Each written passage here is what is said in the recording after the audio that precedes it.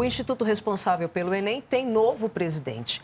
Carlos Moreno assumiu o comando do INEP, o Instituto Nacional de Estudos e Pesquisas Educacionais Anísio Teixeira, esta semana. Servidor de carreira do Instituto, Carlos Moreno tem o desafio de preparar e aplicar o Enem em pouco mais de 3 meses. As provas estão marcadas para os dias 13 e 20 de novembro. Quase 3,5 milhões de alunos se inscreveram para o exame, que tem novidades este ano. A principal é o formato das provas. E quem explica essas mudanças numa entrevista ao vivo é o próprio presidente do INEP. Carlos Moreno também fala sobre digitalização, Covid e casos de reaplicação do exame. Acompanhe a conversa. E aplicação do Enem, principal porta de entrada para o ensino superior hoje no país. As provas da edição deste ano vão ser aplicadas nos dias 13 e 20 de novembro. E o Enem é assunto da entrevista ao vivo com o presidente do INEP, Carlos Moreno. Boa noite, presidente. Boa noite a todos. Presidente, o INEP é a prova mais aguardada pelos estudantes que desejam ingressar no ensino superior. Faltando praticamente 3 meses para o exame, como estão os preparativos?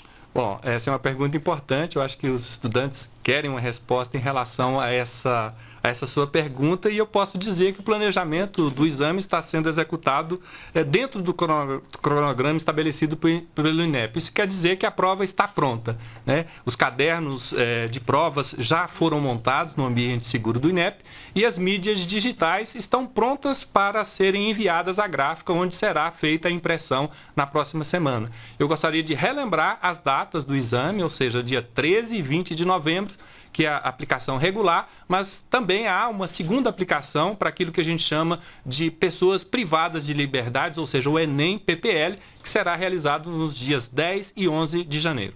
Agora, presidente, a edição deste ano do Enem vai contar com algumas novidades. Primeiramente, em relação ao formato de aplicação das provas, o que muda? Bom, existe 2 formatos de prova, o Enem impresso e o Enem digital. Eles serão realizados no mesmo dia, ou seja, dia 13 e 20 de janeiro, com os mesmos itens e com a mesma tema de redação, né? Acho que isso é importante, né? São versões em formatos diferentes, mas os itens e a redação serão os mesmos. Certo. E seguindo essa tendência aí de digitalização, agora os candidatos vão poder apresentar documentos digitais aos fiscais de sala para identificação. Que documentos serão aceitos e em quais condições? Bom, esse ano, além da relação tradicional de documentos com foto, o INEP incluiu, né, na verdade, os documentos digitais e título, a Carteira Nacional de Habilitação Digital e a RG digital como documentos válidos. É importante salientar que esses documentos precisam ser apresentados no aplicativo oficial. Não pode ser apresentado o print de telas, nesse caso. Não pode. Tá, joia. Agora, presidente, são cerca de 3.400.000 inscritos para o Enem deste ano. Qual a sua avaliação sobre a adesão ao exame em relação a edições anteriores? Bom, há um aspecto muito importante para responder a sua pergunta, Gabriela. Eu acho que é importante avaliar o número de concluintes do ensino médio, que são os candidatos potenciais para o exame.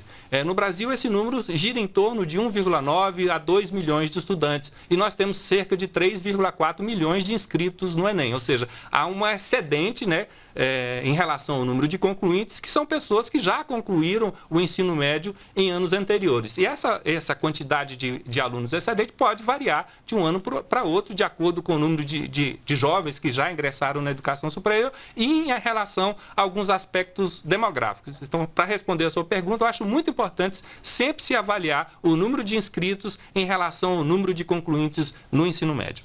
Agora, presidente, no ano passado, muitos candidatos deixaram de comparecer aos locais de prova por conta da Covid-19. Eles tinham aí medo de contaminação. O que está sendo feito sobre isso? Bom, o INEP tem um conjunto de protocolos para prevenção contra a Covid-19. Por exemplo, a alocação dos estudantes nas salas de realização da prova com distanciamento adequado, né? Nós temos ainda o uso de máscara pelos aplicadores, pelos fiscais, pelos coordenadores, o uso de álcool em gel. E nós além da higienização dos ambientes, né, e dos procedimentos durante a realização da prova. E nós recomendamos que cada participante leve o seu próprio kit de proteção. Tá, joia. Nós estamos conversando sobre o Enem com o presidente do INEP, Carlos Moreno. Presidente, em que casos vai ser feita a reaplicação do exame? Bom, a reaplicação ela não acontece em todos os casos, né? São casos excepcionais, né, que implicam em algum problema operacional e que impeça a realização do exame, né? Por exemplo, algum problema no equipamento ou algum evento externo que prejudique o local de realização da prova. Então, nesses casos, automaticamente o aluno é direcionado para a reaplicação, que, como eu disse, vai ser junto com a aplicação do Enem PPL, ou seja, no dia 10 e 11 de janeiro. Há outros casos, por exemplo, quando há uma infecção, um diagnóstico de infecção, né, com o aluno, o participante, como, por exemplo, a Covid-19. Nesses casos, nós indicamos que o participante não compareça no dia da realização da prova. Então, ele pode entrar no portal do estudante e solicitar a reaplicação, ou seja, ele pode fazer a prova no dia 10 e 11 de janeiro. Ou seja, a recomendação é que, nesses casos, como, por exemplo, da Covid-19, ele não compareça nos dias de prova. Tá certo. Presidente, em relação ao conteúdo das provas, como está o planejamento para as adequações do Enem ao novo ensino médio? Foram definidas mudanças? Então, esse é um trabalho que está sendo, nesse momento, executado pelo INEP, né, junto com o Ministério da Educação. Né, com o novo ensino médio, né, a nova prova, o novo Enem, que está sendo desenhado, ele vai ter um aspecto que vai abordar habilidades previstas na Base Nacional Comum Curricular e uma segunda etapa relativa aos itinerários formativos que presentes nas DCNs, nas Diretrizes Curriculares Nacionais. Então, essa nova prova está sendo desenhada, né, uma nova matriz vai ser publicada ainda esse ano pelo Ministério da Educação, além de aspectos relativos à própria prova, número de itens, o tipo de itens que vai ser aplicado no próximo Enem, que será, isso é muito importante, aplicado no ano de 2024. Então, nós estamos trabalhando com bastante antecedência para que esse novo Enem reflita essas alterações no sistema educacional brasileiro, especificamente de ensino médio. Agora, presidente, a nota do Enem é usada hoje como baliza para muitos programas do governo de acesso ao ensino superior.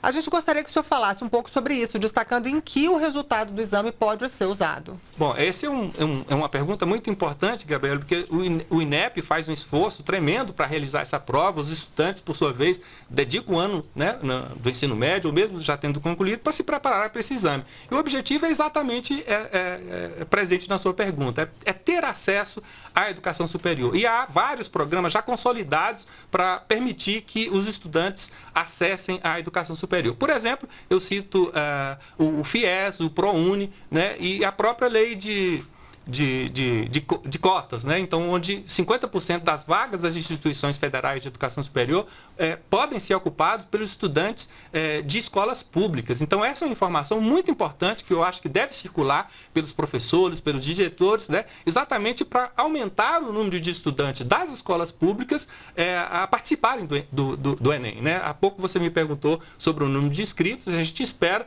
que todos os concluintes, de fato, façam o Enem, porque é uma oportunidade para realização de sonhos desses jovens, né?